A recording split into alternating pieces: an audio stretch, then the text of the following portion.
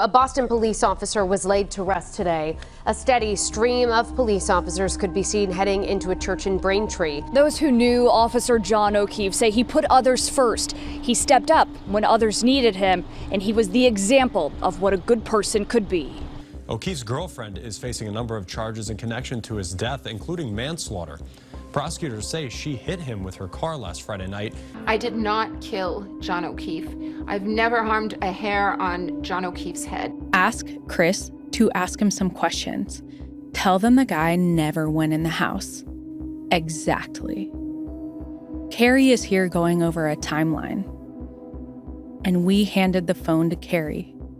She is telling him everything. This girl could write a book nonstop. I love it. She is telling them everything. Good.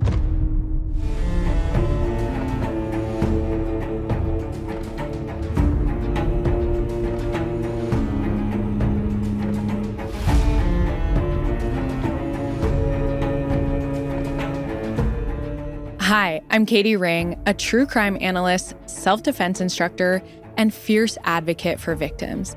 And this is Crime House Daily, your essential true crime companion every weekday, morning and night, powered by McCabe Studios. My personal favorite part of true crime is the investigative side. So here at Crime House Daily, we will be taking an investigative approach to crime. We stay on the cases and trials making headlines now, where justice is still in motion, arrests are still being made, and where new evidence is still coming to light. This is a Night Watch episode, our evening show that takes you even deeper into today's biggest crimes. And if you haven't already, make sure to subscribe to our YouTube channel at Crime House Daily. This episode discusses active criminal cases and breaking news. The information we share is based on what's publicly available at the time of recording and may change as new evidence comes to light. We aim to inform, not to decide guilt or innocence. Everyone mentioned is presumed innocent until proven guilty in a court of law. Right now, a Massachusetts woman named Karen Reed is facing a wrongful death lawsuit from the family of her deceased boyfriend, John O'Keefe. So what happened to John, and why is his family going after Karen? We're breaking it all down in a special Night Watch extended series. Last episode, we laid out the timeline. Prosecution says Karen hit and killed her boyfriend, John O'Keefe, with her car and threw her in jail. But when Karen's defense attorney gets a mysterious call from an anonymous source, he gets a tip that could change everything.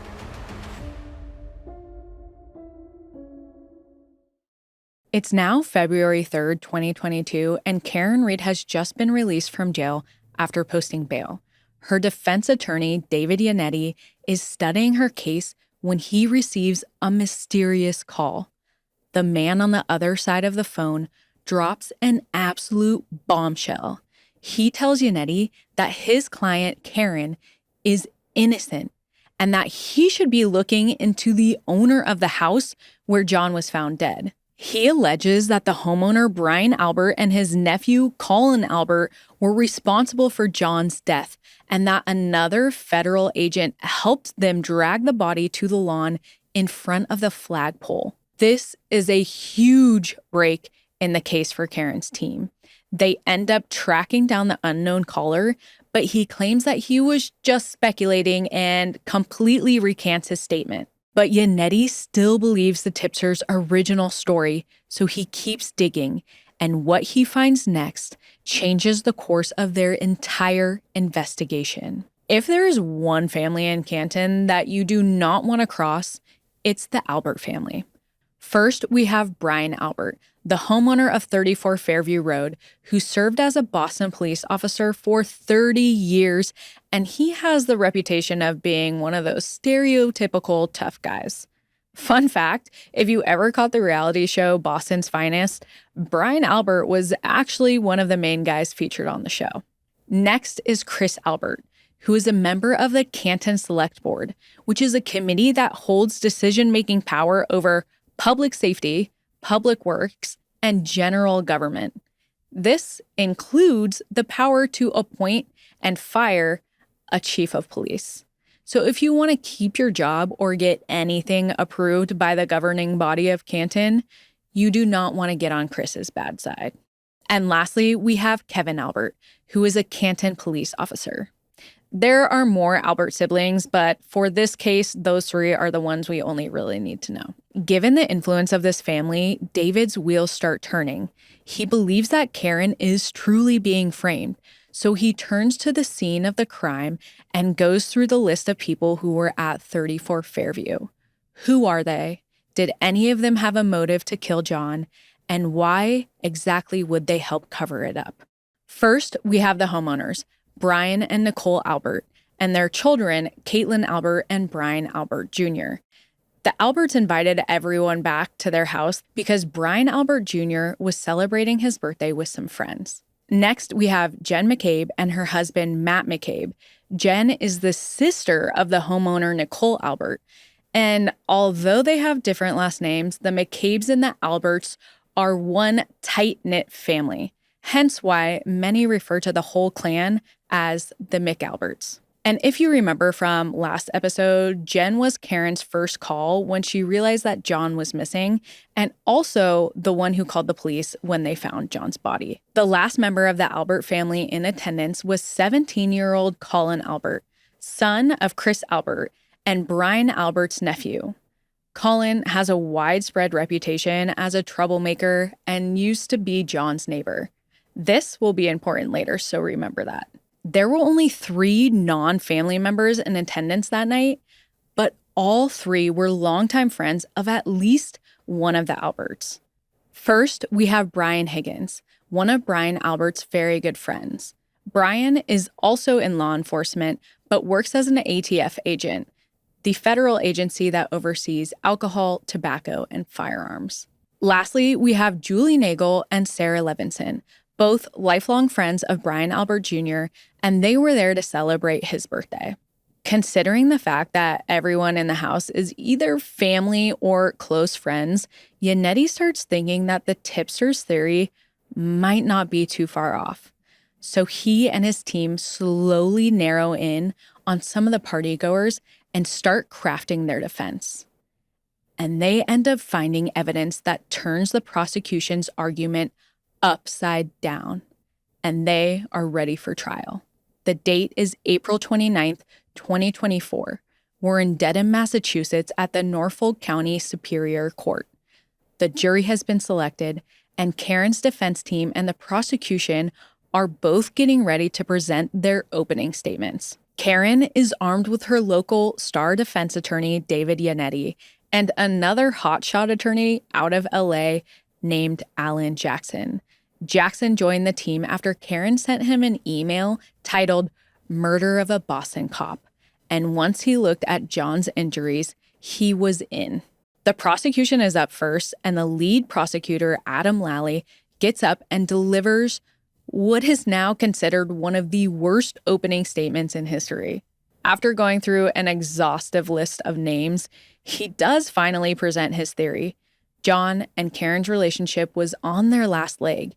They ended up getting into a fight, and in a moment of rage, Karen backed into him with her car going 24 miles per hour. She hit him, he fell, and she drove off, leaving him on the front lawn of 34 Fairview Road for dead. David Yannetti is up next, and he gives one of the most compelling opening statements I've ever heard. His client is being framed. And this is actually a story of cops protecting their own. He claims someone inside of the house is responsible for the death of John O'Keefe and starts presenting the wild details of this case. Their homework has paid off, and the nation is captivated. The onus is on the prosecution that the defendant is guilty beyond a reasonable doubt. And even though a third-party culprit defense points the finger at someone else, the defense does not have to prove someone else is guilty. Their goal is just to sow enough doubt, and so they did.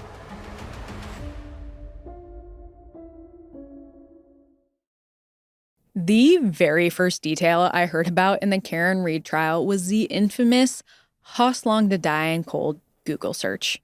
I thought to myself, How is this lady on trial if someone who was inside the house, the one everyone claimed he never came into, was searching how long it would take for him to die out there before they even discovered his body?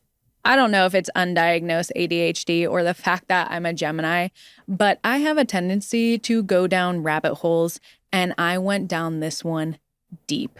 And although I had never covered a true crime case on my self-defense girl page, I made an exception because I just couldn't believe how insane it all was. When Jen McCabe is called to the stand, she claims that she searched Haas Long to die in the cold around 6 a.m. when she found John's body. She testified that Karen was frantic and told her to look up that information. And the third woman with him that morning, Carrie Roberts, testified under oath that she heard this conversation. This will be important later. The defense doesn't believe her, so they call an expert named Richard Green to the stand, who says based on the data, Jen made that search at approximately 2:27 a.m. in the morning. That was hours before John's body was found in the snow. So Jen is looking pretty suspicious right now. Richard also revealed that Jen deleted the search after making it. But get this, Jen denies deleting it. So the prosecution calls 2 data experts to debunk the defense. They say that Jen opened a browser tab at 2:27 a.m. to search for the song It's Raining Men. Then around 6:23 a.m., right after John's body was found, Jen reuses that same tab for It's Raining Men to type Haas Long to die in cold.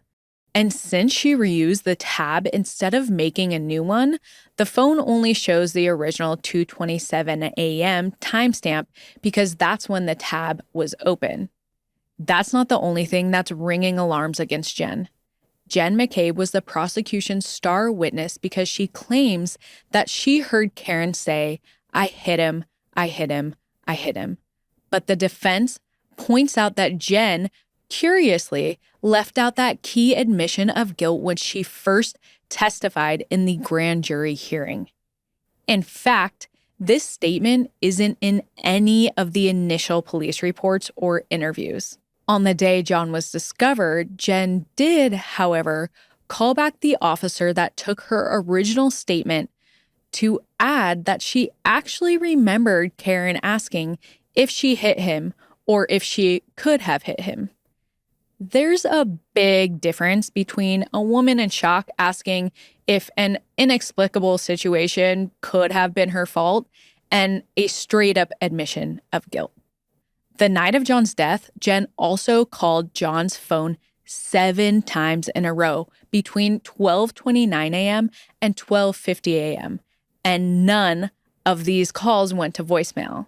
Which is weird because if none of them went to voicemail, that means she would have had to end every single call herself. Get this, she also testified that they were butt dials. Here's what Jen has to say.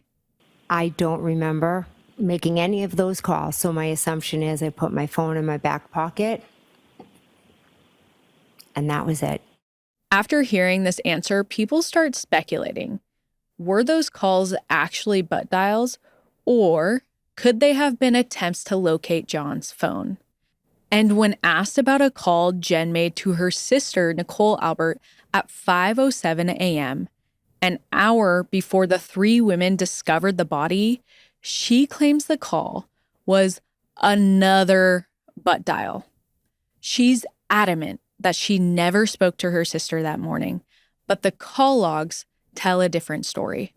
They show that the call was answered and lasted 38 seconds. And get this, when Jen was asked about the call in the retrial, she said that there was nothing nefarious about the call. An interesting choice of words. Another thing that people found curious was the fact that Jen never went inside to check on her sister when they discovered John's body on the lawn. Personally, if there was a man dead on my sister's front lawn and she's allegedly not answering her phone, the first thing I am doing is running inside and making sure she is okay. They also found it odd that she wouldn't go inside to grab her brother-in-law, Brian Albert, who's a first responder and the one person best fit to help in a situation like this. Another red flag people pointed out was the distancing language Jen used on the 911 call. She referred to John, who she claims to be one of her closest friends, as a man unresponsive in the snow, and my friend's boyfriend, and a guy. But in my opinion, the most suspicious evidence of all is the group chat between Jen McCabe, Matt McCabe, Brian Albert, and Nicole Albert.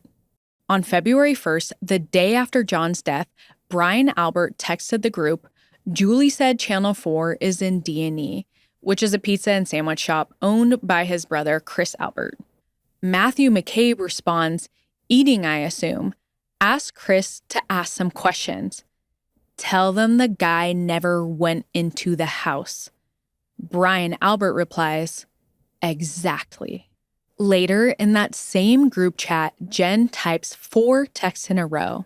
"Carrie is here going over timeline. And we handed the phone to Carrie. She is telling him everything, all the stuff." Matt McCabe replies, "Yep, if she pleads out, it will end. If she fights it, it will be an episode." Nicole likes the text, and then Matt says, "Brian, sitting separate." Brian Albert responds, "Okay." And then Jen says, "Cops here again. Call us after." Matt chimes in, "This girl could write a book nonstop." Jen says, "I love it. She is telling them everything." And Nicole replies, "Good." When defense attorney Alan Jackson asks Jen McCabe who the guy is, she responds, "John." Between referring to John as the guy and loving, the fact that a woman who is not part of your family, but who you just admittedly created a timeline with, is telling them everything, things are seeming very sus. And those aren't the only texts that would raise suspicion.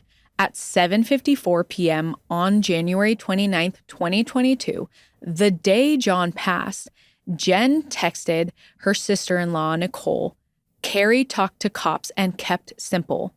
Nicole asks if there was any update, and Jen replies, "We'll get more info, Tom. Don't want to text about it." But Jen McCabe isn't the only person who is making questionable moves or suspicious butt dials. Both Brian Albert and Brian Higgins disposed of their phones the day before they were served with subpoenas to preserve them. Yes, people upgrade their phones, but one day before, Brian Albert exchanges his phone for a new one, and conveniently, that old phone is set back to factory settings. And Higgins, he goes to a military base, separates his SIM from his phone, and disposes of both of them. But before he gets rid of his phone, he uses FBI resources to download a few things, which, by the way, is illegal. And when he is asked about this on the stand, the judge stops him and advises him to consult with his lawyer. These two characters also used the butt dial excuse for their late night calls. At 2:22 in the morning on January 29th, Brian Albert called Brian Higgins. The call only lasted 1 second. Brian Albert testified that he was in an intimate situation with his wife and must have accidentally butt dialed Higgins. I butt dial people often and make inadvertent calls. I could have hit a last call from him by accident, thus calling his phone. Higgins immediately calls Brian Albert back, and the call lasts 22 seconds. Higgins testifies that it was also a butt dial. You acknowledge that there's a 22-second phone call in your phone records, correct? That's what's reflected by the record. And 22 seconds is quite an amount of time. Would you agree? It's 22 seconds. The crazy thing about this whole situation is that there could have been such a simple explanation for these butt dials. Like, hey, it was blizzarding outside and I wanted to make sure my friend made it home safely. But instead, they want us to believe that Albert butt dialed Higgins while getting it on with his wife. Higgins butt dialed him back. Albert butt answered. And they butt stayed on the phone for 22 seconds. And then both butt hung up. Brian Albert also raised suspicion when he sold his childhood home nearly $50K under asking when real estate was in high demand. And when he rehomed his German Shepherd, Chloe, that he had owned for 7 years, a dog that many had speculated caused the lacerations on John O'Keefe's arm. During Higgins' testimony, we also find out some interesting information about him and the defendant, Karen Reed.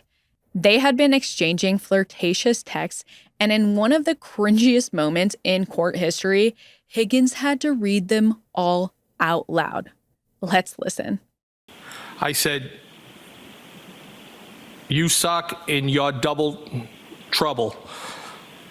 Defendant responded, "You're hot." The prosecution pointed to these texts to make Karen out to be a bad person who was cheating on her boyfriend. But the defense had another theory. After an incident in Aruba where Karen thought John cheated on her, she needed a little confidence boost and she reached out to Higgins to fill that void, but that she didn't actually have plans to pursue anything real. But from the text, it's clear that Higgins got excited and he wanted more. But he would get frustrated with Karen when she was being vague or nonchalant about what she wanted. On the stand, Alan Jackson grills Higgins on whether or not he was mad that Karen hadn't texted him for a week before John's death. He asked him, "Did she ghost you?" He goes, "Well, she didn't ghost me, but she ghosted him." And that night, on the 28th, Karen completely ignored him the entire time at the bar. Higgins ended up texting her, well? And when she didn't respond, he reached out to John and said, "Are you coming here?" ? Jackson questions Higgins again.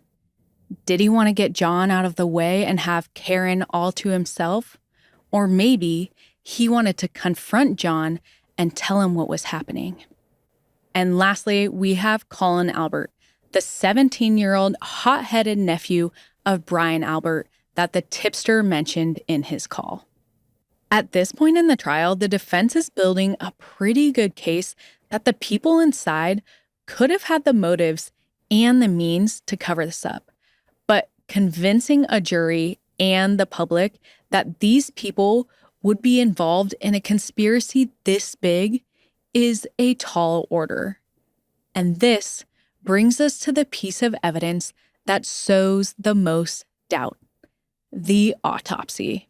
Even people who hate Karen Reed have a hard time explaining how John O'Keefe's injuries, or should I say lack of injuries, could have been caused by a car. Other than the lacerations on John's arm, he did not have a single injury below the neck. He had cuts on his face, long scratches on his arm, a gash on his head, a small laceration above his right eye, a small laceration on his nose, and his eyes were black and blue. The medical examiner confirmed that John's cause of death was blunt force trauma to the head and hypothermia, meaning he hit his head hard enough to cause skull fractures, bleeding, and serious brain damage. And the freezing temps finished the job. The medical examiner also revealed a bombshell in court. When asked if John's injuries were consistent with being hit by a car, she testified that she couldn't find any evidence of an impact site on John's body. She ruled John O'Keefe's manner of death as undetermined. As an aside, cause of death refers to the injury or injuries that caused the victim's death, but manner of death is the way in which the victim dies. There are 5 determinations for manner of death, and this is homicide, suicide, accident, natural, and undetermined. This is yet another odd thing about this case, because when manner of death is undetermined, the case rarely, if ever, goes to trial. Because if your own medical examiner isn't confident enough to say that the victim was murdered, it's extremely difficult to prove your case beyond a reasonable doubt. If Karen really did hit John with her car, especially at the speed they claim, you would expect severe injuries to the trunk of his body and to his legs. But besides some of the scratches on his arm, he didn't have any injuries below the neck, not even a bruise. So, if he wasn't hit by Karen's car, how do you explain his injuries, or lack thereof? The defense points to a theory that is more sinister than an accident.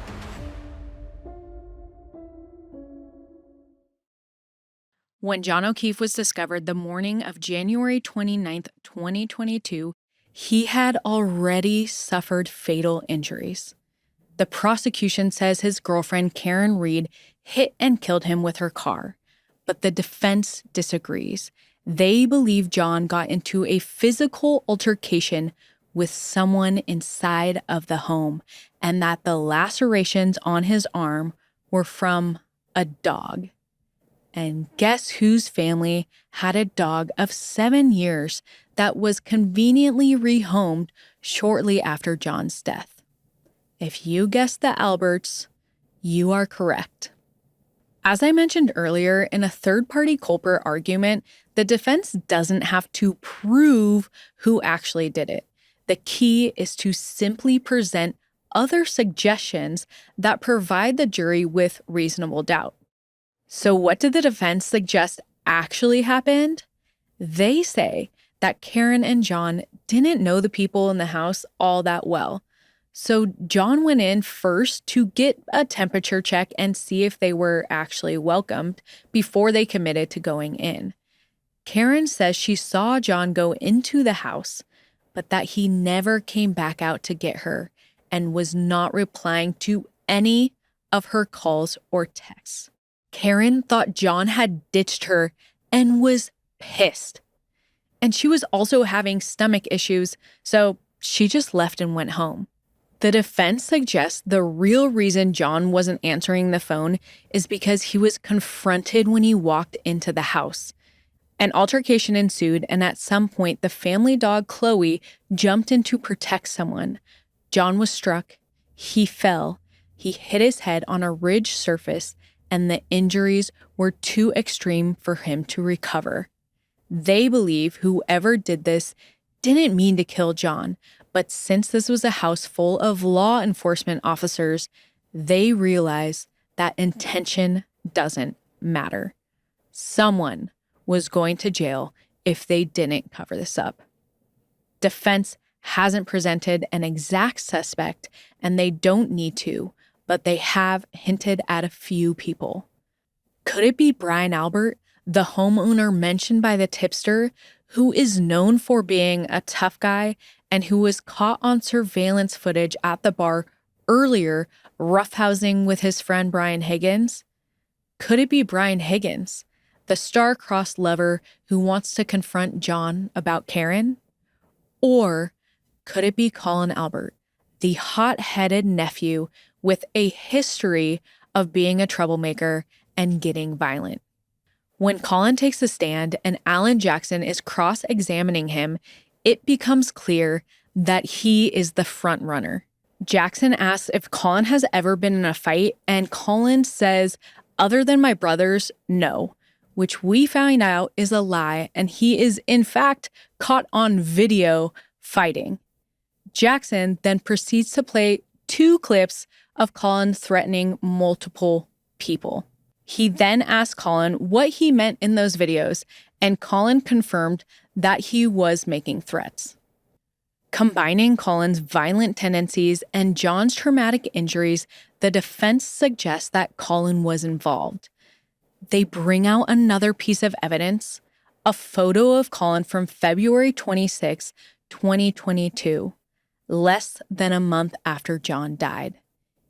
In the photo, Colin is standing between two friends at a restaurant in Boston.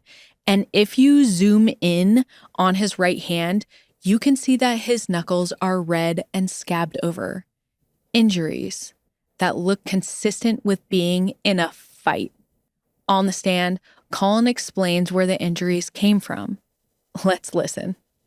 I was at a party, my house party my senior year, and I remember it being icy out, and it was kind of like a steep hill of a driveway, and I was walking up the driveway and I slipped down the driveway and I tried to catch myself, but I had something in my left hand, so I had tried to brace myself with my right hand, and I ended up sliding a little bit down the driveway. Karen's team argues that it is highly unlikely that someone would brace themselves during a fall by placing their hand knuckles down. But since they can't prove this theory any further, they hope the jury believes it's weird too. But one of the most curious things about Colin Albert is the fact that the lead investigator, Michael Proctor, left Colin Albert off of the witness list. He did this because Colin had left before Karen and John even arrived. But when screenshots between Jen McCabe's daughter, Allie McCabe, and Colin Albert were pulled up to prove what time she picked him up, there was a curious anomaly in the text thread that led people to believe the messages had been edited. Allie McCabe and Colin Albert are very close, and in fact, they're basically cousins. Well, their cousins are their cousins. But their text chain curiously stops, and they didn't text each other for 22 days, which the defense finds very odd. So why does it seem like everyone is trying to protect this kid? But more importantly, why would the lead investigator of the case leave him off one of the most important documents, the witness list? He was at the house when John died, and he should be questioned like everyone else. Especially when we're still left wondering who killed John O'Keefe.